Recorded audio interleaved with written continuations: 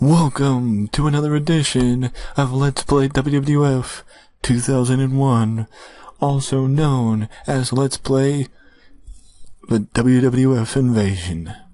Yes, it might be unfamiliar because of the fact that before 3 days ago, I hadn't done a video on this series since February. And now it just seems like more free time is popping up, and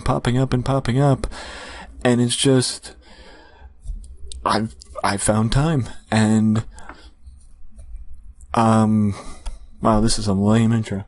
Either way though, this is the follow-up episode of Raw to the King of the Ring tournament pay-per-view that happened the night before. If you missed the King of the Ring, here's a quick overlook of what happened with Lita winning the women's title, the Dudley Boys beating RTC in a 6-man tag team match, Chavo retaining the lightweight title against Billy Kidman, Kane losing to Edge and Christian in a one-on-two handicap match, which was supposed to be a tag team title match, but The Undertaker was taken out at the beginning of the month by a mystery assailant. Then we move to the King of the Ring tournament with Jeff Hardy going up against Sean O'Haire. And if you wonder why Sean O'Haire's in it, then basically Regal opened the door for former WCW stars to get into the tournament with no certain reason why, other than, well, just to, my mistake, but whatever. Eddie started an open challenge, threw out an open challenge to anybody to fight him for his European title, and the challenge was accepted by Justin Incredible in a solid match. And if you actually watch the King of the Ring episode, I'll say the same thing, that I was thoroughly surprised by the rating that these two got, and very much very happy with how it went. Then we got the last two King of the Ring tournament matches with Test and Lance Storm and Perry Saturn and Gregory Helms, and of course the WWF guys win both. But now the match that blew me away, and that was the blow-off 2 out of 3 falls match with Kurt Angle and Chris Jericho, that got a 91, the highest rated match on the show. The Rock and Big Show blew off, with Rock getting the win.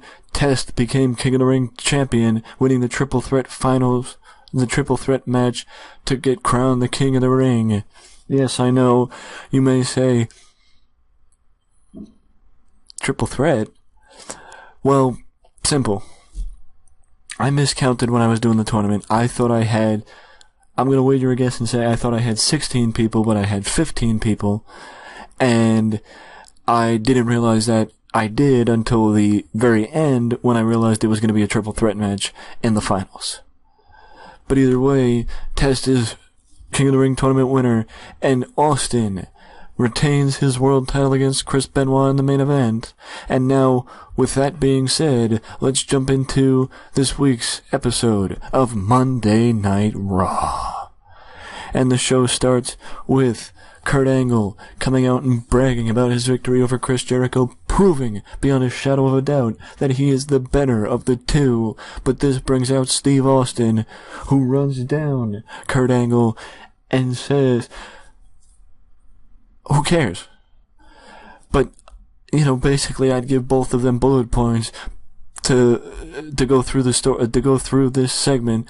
But either way, they talk about what happened at the pay-per-view for each of them, with Austin talking about his match against Benoit and Angle talking about his match against Jericho, and this setting up the start of the feud between Angle and Austin for the WWF title.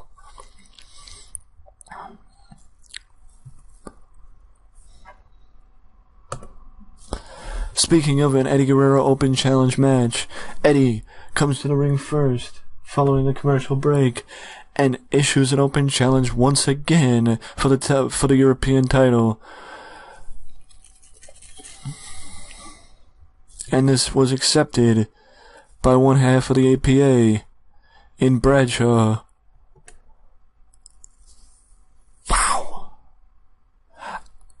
I've been saying for the last 2 months almost how I need to kill Eddie's babyface turn and stop it from happening or cancel it. I still haven't. It's the same as, I don't know if you noticed before I started the show, but there is no time restraints because I turned it off a while ago because of my willingness to, I think I was doing more matches than segments or whatever it was. I forget what it was. That made me turn it off, but either way I turned it off, but I never turned it back on. So it's sort of the same thing as me going to turn Eddie face, but then changing my mind and never canceling it. But either way, wow. A 78. Wow. There is no way I was expecting that from Eddie and Bradshaw. Like, wow. Holy crap, what a good match. You know, screw Eddie as European champion. He needs to start getting called up the card if he's doing this good with that title. But speaking of that, Eddie actually is met by William Regal. As he's walking up the stage, William Regal comes out and announces that next week we will have a fatal 4-way match to crown the number 1 contender for Eddie Guerrero's next challenger. And that next week there may be an open challenge, but after that, the number 1 contender will be the next person that faces Eddie Guerrero, and the match will take place next month at Vengeance. I believe that's the July pay-per-view, I forget. I don't remember.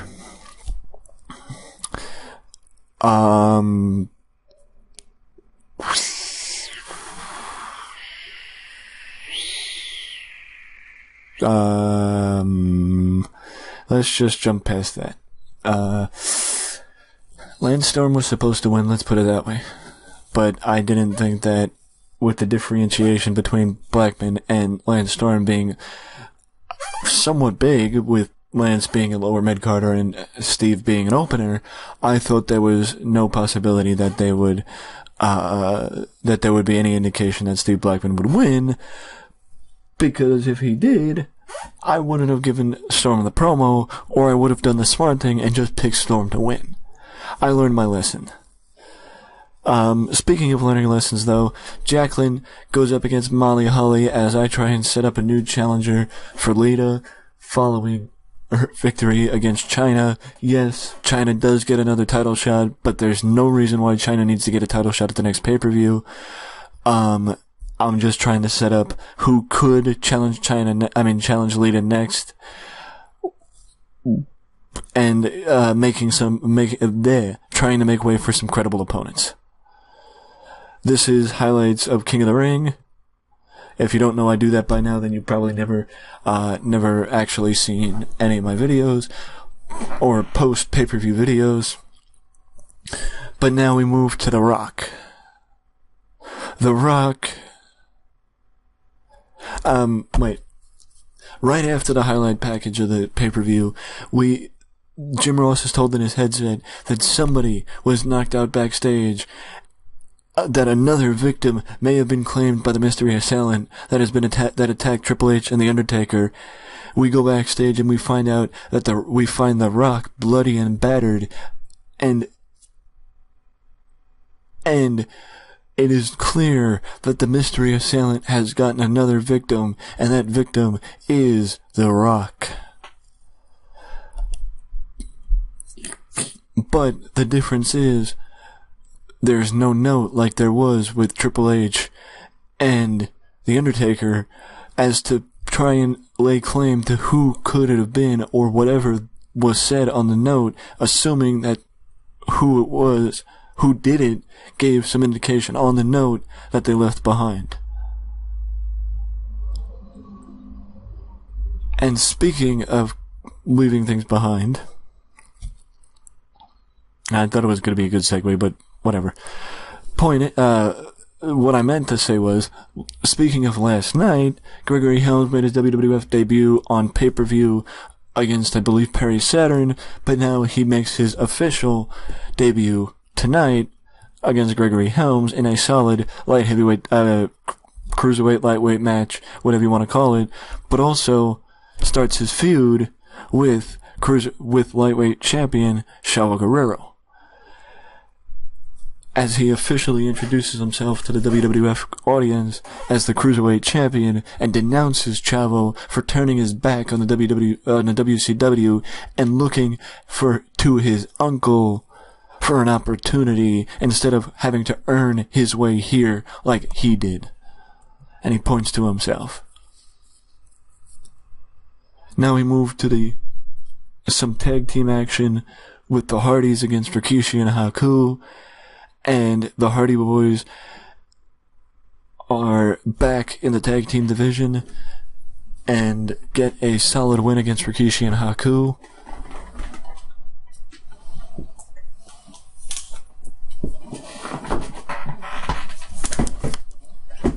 Originally, the Hardys were supposed to stay out of the tag team division for a little bit longer, but I scrapped the initial plans to go a different way because I wanted them back in the tag team division. For this. Following the match, the Hardys are jumped by two massive guys who jumped over the rail, and you hear Paul Heyman say, "Jim, JR, that's Brian Adams, that's Brian Clark, what the hell are they doing here?" They're attacking the Hardy Boys, welcoming back the Hardys into the tag team division with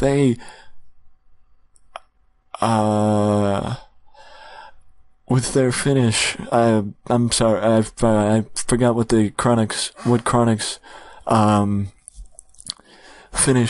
tag team finish was. The name's escaping me. I know the Harris Brothers, but this isn't the Harris Brothers. This is the Moreover Chronic. And before I get to this, I just want to explain why Chronic is feuding with the Hardys. And that is basically, when Chronic debuted, they jumped right into a feud with The Undertaker and Kane, and many people point to the fact that Brian Adams is buddy-buddy with The Undertaker. That The Undertaker wanted to feud with his friend, or wanted to fight his friend, but then you look at the matches that the two teams had, and they sucked. So basically, the reason why the Chronic is with the Hardys is because I want Chronic to be with a team that I know will bump for them and sell their asses off for them to make them look great. To establish them as a reliable tag team before moving them on to a feud with somebody else. And I'm not talking about the Hardys, I'm talking about Chronic. So that's why I picked the Hardys, because I feel like, as far as people who can bump around for Chronic, there's very few other picks other than the Hardys. Now to the King of the Ring coronation segment, with Test officially being crowned the 2001 King of the Ring winner by Commissioner Regal. And this officially, I want to say, commencing Test's push. Because, as I've mentioned in previous videos, the King of the Ring video being one of them, I always thought that Test had potential, and I always thought that they missed an opportunity with Test. When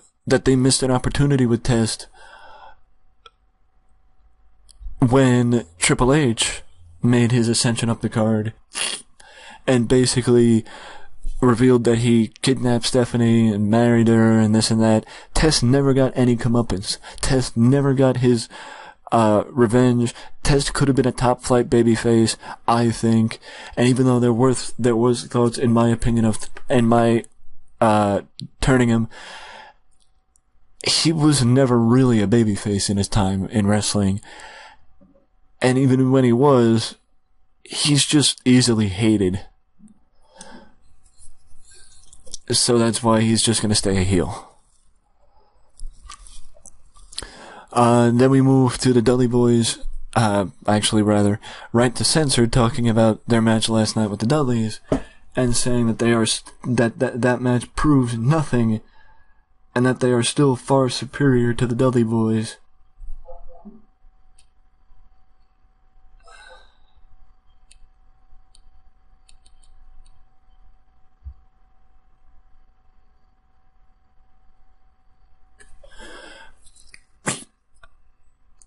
that this is just a blip on the radar, and it's nothing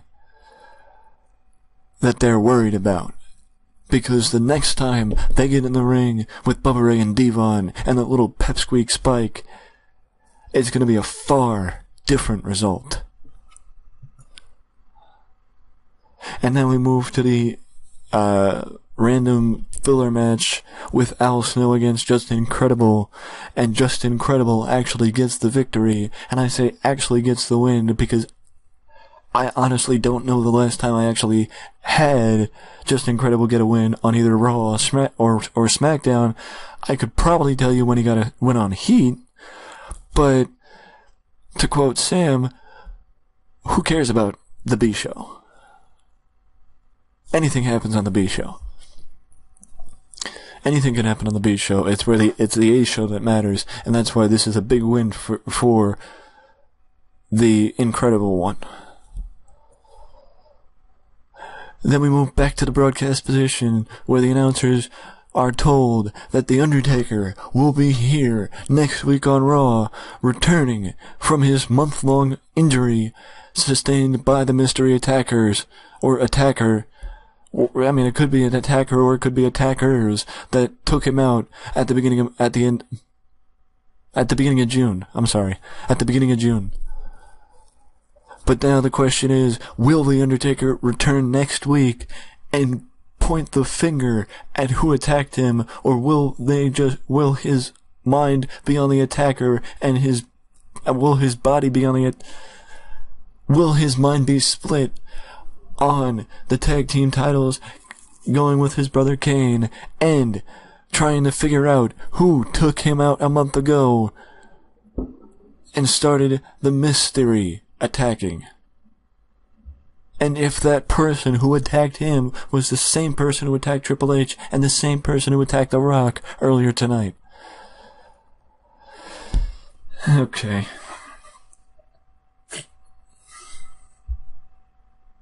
I know I could have went with Chris Benoit. And I know some might say, wrestling purist or whatever might say, oh, this makes Angle look weak because it makes him look like he needs help to beat Raven. No, it's because, for two reasons. One, I don't have baby faces, because Taker and Kane are with Edge and Christian. The Rock just got taken out, so he's going to be on the shelf for the time being. Chris Benoit just feuded with the world champion. Chris Jericho's Intercontinental Champion. And Raven is actually an upper mid-carder, so this was basically a test to see how Raven does with Kurt Angle. And the reason why there was a distraction from Canyon is twofold. One, they're feuding. The other, it was to protect Raven. Yes, fine. Oh, but if Kurt Angle's going at me, blah, blah, blah. Yeah, but I don't have baby faces.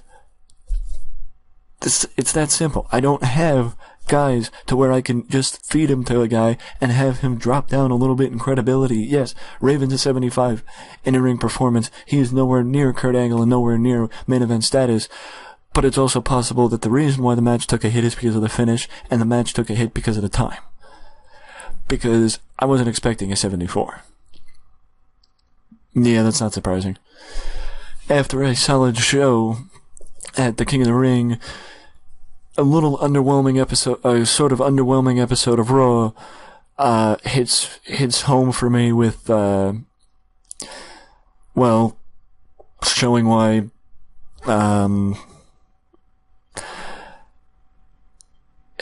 why, certain people may need to always be in the main event.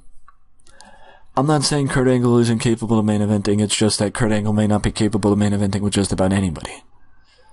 But you can't have a good show every week. I think it was a solid show. Let me know what you think down in the comment section if you think the game was a little bit too hard on me. With that being said, you can also leave feedback on if you have any ideas of what to do with certain people, where to go, if you like any feuds that I'm that I'm doing. Let me know.